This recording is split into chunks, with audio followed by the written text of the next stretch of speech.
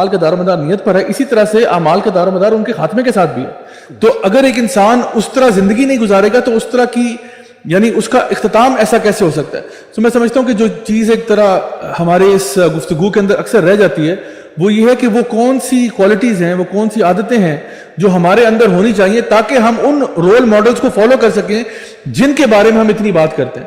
تو میں سمجھتا ہوں کہ ہمیں ایک ایسی قوم بن چکی ہیں جو کہ نا بولنے والوں کی قوم ہے، یعنی ہر بندہ تبصرہ بھی کر رہا ہے، بات بھی کر رہا ہے، لیکن اپنے اوپر عمل نہیں کرنا چاہتے. ان لوگوں سے جن سے ہم محبت کا دعویٰ کرتے ہیں، چاہے وہ سیدنا حسین ہوں یا وہ نبی کریم صلی اللہ علیہ وسلم ہوں یا دیگر صحابہ ہوں رضی اللہ عنہم اجمعین، ہم ان کی بات تو بہت کرتے ہیں لیکن ان کی طرح بننے کے لیے شاید ہی کوئی لوگ ہیں جو کہ ایکچولی اپنے آپ کو تیار کرتے ہوں. ضیاء بھائی یہ بہت امپورٹنٹ بات ہے جو آپ نے کی. دیکھیں بنیادی طور پہ ہمیں یہ سمجھنا چاہیے کہ رسول اللہ صلی اللہ علیہ وسلم کی زندگی میں کیا کوئی ایسے واقعات ہوئے یا نہیں ہوئے، یعنی جس میں دکھ اور تکلیف کا بے شمار ہوں. بے شمار ہوں. آپ سے زیادہ کس نے تکلیف سی؟ اللہ کے رسول صلی اللہ علیہ وسلم خود فرما رہے ہیں کہ اللہ کے نزدیک امتحان اور آزمائش میں سب سے پہلے الانبیاء، انبیاء پر سب سے سخت آزمائشیں آتی، ثم الذین یلونہم ثم الذین یلونہم، پھر جو جتنا ان کے قریب ہوتا اور ان کے راستے پر چلتا اتنی آزمائشیں آتی ہیں. تو انبیاء نے سب سے زیادہ آزمائشیں دیکھی. اللہ کے رسول صلی اللہ علیہ وسلم نے کس قسم کی آزمائشیں نہیں دیکھی، کیسے کیسے تکلیف کے دن نہیں دیکھی. آپ سے پوچھا حضرت عائشہ نے کہ اللہ کے رسول آپ کی زندگی میں بہت سے زیادہ تکلیف کا کوئی دن آیا؟ آپ نے فرمایا عائشہ آیا جب تمہاری قوم نے میرے ساتھ طائف میں جو کچھ کیا. بالکل طائف کا واقعہ کتنا دردناک ہے. بے شک. لیکن کیا ان سارے دردناک واقعات کو اللہ کے رسول ہر سال سیلیبریٹ کرتے رہے؟ ایسا تو نہیں. اچھا کامیابیوں کو سیلیبریشن کی بات کریں، کیا اللہ کے رسول صلی اللہ علیہ وسلم نے بدر کے دن کو ہر سال سیلیبریٹ کرنا شروع کر دیا تھا؟ کیا فتح مکہ سے بڑی کامیابی کوئی ہوتی؟ نہیں. جہاں اللہ ایسی کامیابی عطا فرمائے کہ تاریخ میں اس کی مثال نہیں ملتی، بغیر لڑائی کے ایسا روب اور ایسا شہر جہاں سے نکالا جا رہا ہے اور جہاں نماز نہیں پڑھنے دی جا رہی تھی، اللہ کے رسول صلی اللہ علیہ وسلم بیت اللہ میں داخل ہو کر لاٹھی سے بتوں کو گرا رہے ہیں اور جاء الحق وزهق الباطل ان الباطل كان زهوقا کی آیات تلاوت فرما رہے ہیں. اس سے بڑی کوئی فتح ہوتی؟ لیکن کیا اگلے سال اللہ کے رسول نے اس کو سیلیبریٹ کیا؟ جی جھنڈیاں لگوائیں، سارا کچھ کیا، جی آؤ مل کر سیلیبریٹ کریں. ہمارا مسئلہ ایک بن گیا ہے، ہم ہر واقعے کو سیلیبریٹ کرنے والی امت بن گئے. ہم نے سیلیبریشن کو حقیقت سمجھ لی ہے، دین کو منا رہے ہیں، اپنا نہیں رہے. اللہ بڑی امپورٹنٹ بات، سبحان اللہ. ہم شہادتیں منا رہے ہیں. اور میں یہ ایک اور صراحت کرنا چاہتا ہوں، اہل السنہ نے بھی یہ کام نہ دوسروں کی دیکھا دیکھی رد عمل میں شروع کر دیا.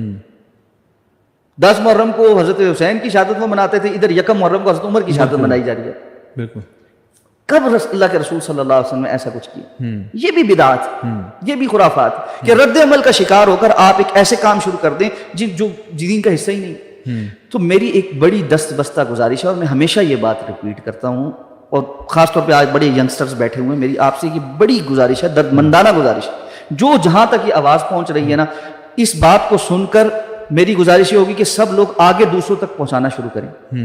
دین اپنانے کی چیز ہے، دین منانے کی چیز نہیں. بالکل. مسلمان اسلام کو اپناتا ہے، مسلمان اسلام کو مناتا نہیں. ہم منا رہے ہیں، کسی نے محرم کو جو ہے نا اسپیشلائز اپنے لیے کچھ دن منانے کے طور پہ اپنا لیا ہے، کسی نے ربیع الاول کو کے کچھ دن منانے کے لیے رکھ لیے، اور جو باقی بچے نا انہوں نے رمضان کے کچھ دن منا لیے.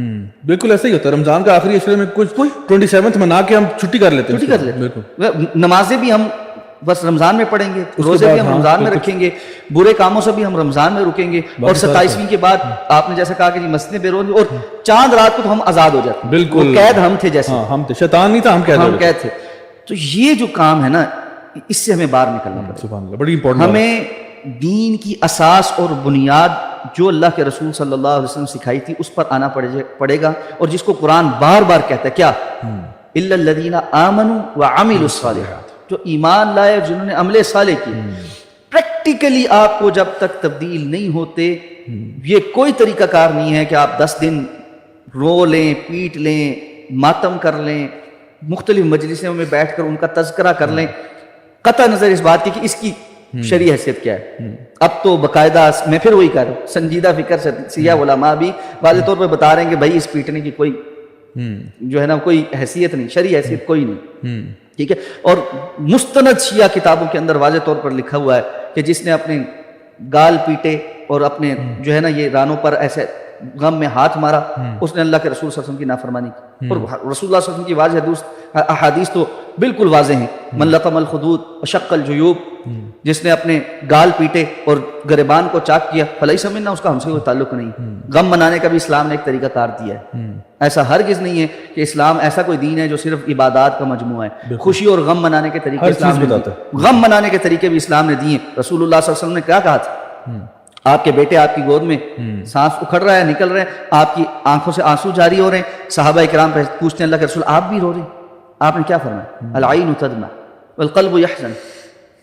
آنکھ روتی بھی ہے، دل غمگین بھی ہوتا ہے، لیکن زبان سے ہم صرف وہ کہتے ہیں جس سے ہمارا رب راضی ہوتا ہے. انا للہ و انا الیہ راجعون. ہم بھی اللہ کے لیے ہیں اور اسی کی طرف پلٹ کر جانا ہے. اگر اللہ نے آج ایک نعمت لے لی ہے تو ہم نے بھی تو جانا ہی.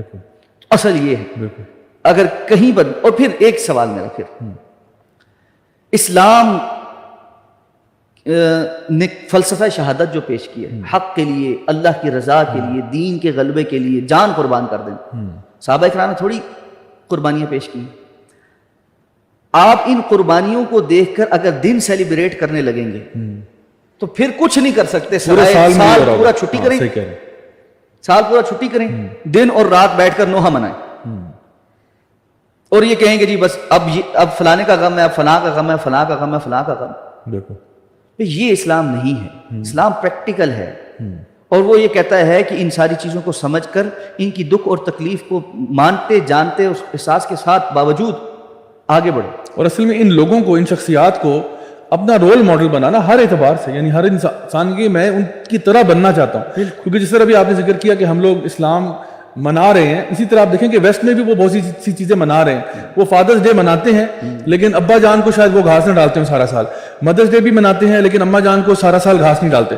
مطلب ان کا بھی ایک رویہ بن چکا ہے کہ ہم لوگ بس سال میں ایک آدھ دن ہمیں دے دو، اس میں ہم کچھ نہ کچھ مطلب معاملہ کر لیں گے. لیکن پوری طریقے سے اپنے لائف سٹائل کو چینج کرنا، اپنے آپ کو جس طرح ہمارے اعتبار سے جب ہم بات کرتے ہیں تو ہم کہتے ہیں کہ پورا کا پورا اسلام میں اتر جانا. ادخلوا فی السلم کافہ.